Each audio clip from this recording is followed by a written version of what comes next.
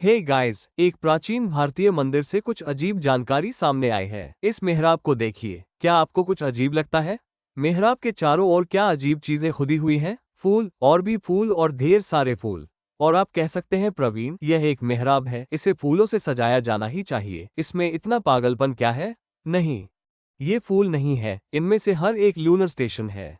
अब lunar station क्या है? क्या ये सैटेलाइट है या स्पेसक्राफ्ट? नहीं। यदि आप आकाश को 27 भागों में विभाजित करें तो आपको तारों के 27 समूह दिखाई देंगे।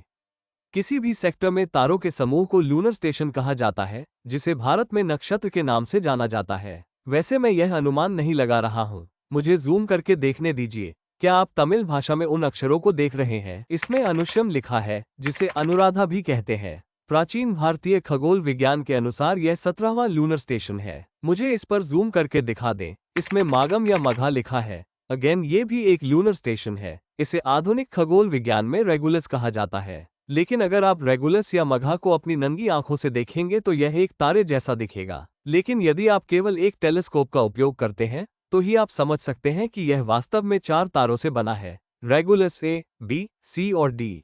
लेकिन देखिए, इस मेहराब में 4 सितारे या 4 फूल कितनी सटीकता से उकेरे गए हैं।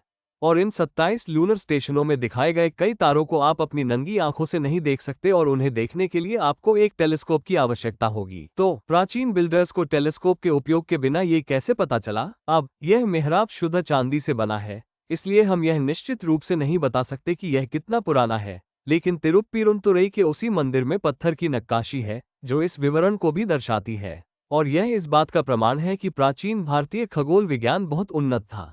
लेकिन कोई नहीं जानता कि इन मेहराबों में इतनी उन्नत वैज्ञानिक जानकारी छिपी हुई है। क्यों? क्योंकि आप इसे कभी भी कैमरे में कैप्चर नहीं कर सकते और आप इसे मेरे चैनल के बाहर कहीं और नहीं देख पाएंगे। क्यों?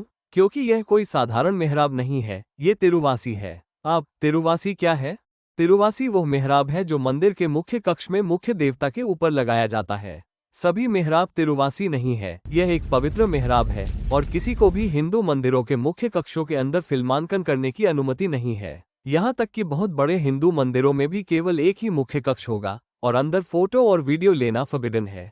इसलिए आप इन तिरुवासी मेहराबों का फिल्मांकन नहीं कर सकते हैं और उन पर विवरण का स्टडी नहीं कर सकते हैं। लेकिन मैं ये कैसे कर पाया? दुर्लभ अवसरों पर मंदिर के अधिकारी इस मेहराब को साफ करते हैं। देखिए कि यह शुद्ध चांदी से बना है तथा धातु धीरे धीरे काली पड़ती जाती है, इसलिए अधिकारी इसे बाहर ले आए हैं और अभी अभी इसकी सफाई की है। बेशक इस चित्र में चूंकि वे इसकी सफाई कर रहे हैं, इसलिए उन्होंने इसे एक पिलर पर टिका कर रख दिया है। यह अभी भी बाहर रखा हुआ है। यही कारण है कि मैं आपको यह अद्भुत विवरण दिखाने में सक्षम हूँ। अन्यथा कोई भी इस मुख्य कक्ष में जाकर इस मेहराब पर क्या उकेरा गया है, इसका स्टडी नहीं कर सकता।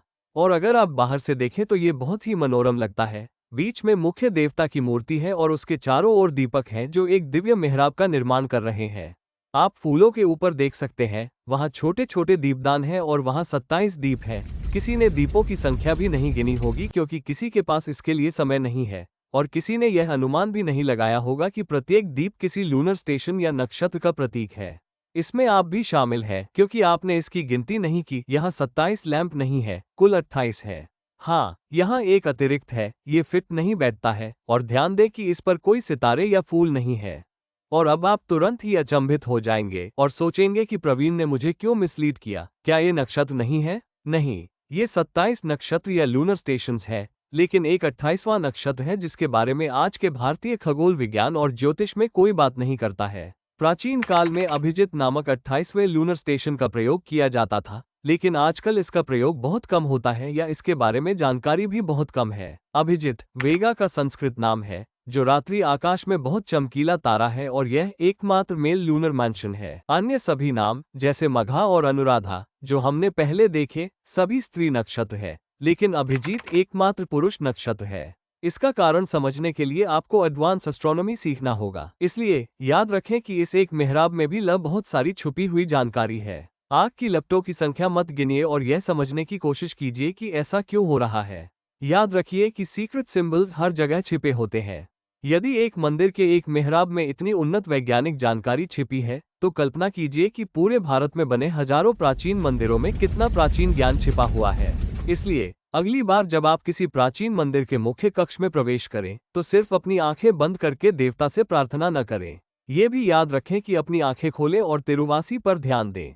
मुझे उम्मीद है कि आपको यह वीडियो पसंद आया होगा। मैं प्रवीण मोहन हूँ। वीडियो देखने के लिए बहुत बहुत धन्यवाद। सब्सक्राइब करना न भूलें और मैं जल्द ही आपसे बात करूंगा। बाय।